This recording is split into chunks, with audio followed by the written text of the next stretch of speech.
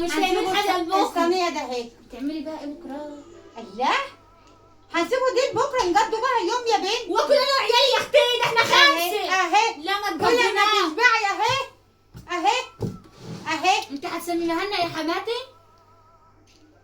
انا ما بسممهاش بس دي ياما. وانا يعني اجي اشتغل يا حماتي ولا تقولي لي ما تاكليش؟ لا انا ما قلتش ما تاكليش، بس احنا هنجدوا بتاكلنا بدي النهارده بصي ودي يا حماتي. تنشل بكره. انا هقول لك على حاجه يا حماتي، سيب الصينيه دي كده زي ما هي.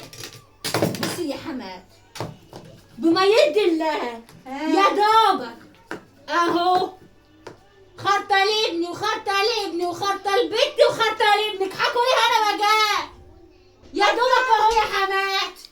كل دي خرطه؟ ايوه يا حماتي. انت عارفه انت عملت الصينيه كام خرطه؟ سمي وصلي على النبي يا اختي. عليه ده الصلاة احنا بناكلنا بناكلوه ولا شجر جوزي يا اختي؟ شجر جوزي؟ ايوه باكل من شجر طلعت جوز. الصينيه 4 خرط. ما العيال يا حماتي. بعذرك بتقولي يا دوب عليا صينيه بعذرك. الناس بتقطع الصينيه يطلع 50 حته. والله ما وكلك منها واخدهم واطلع بهم شقتي دلوقتي. ليه يا بابا من ضربوكي؟ لا يا بابا من دار جوزي. ده جوزي؟ ايوه ده طب لازم ده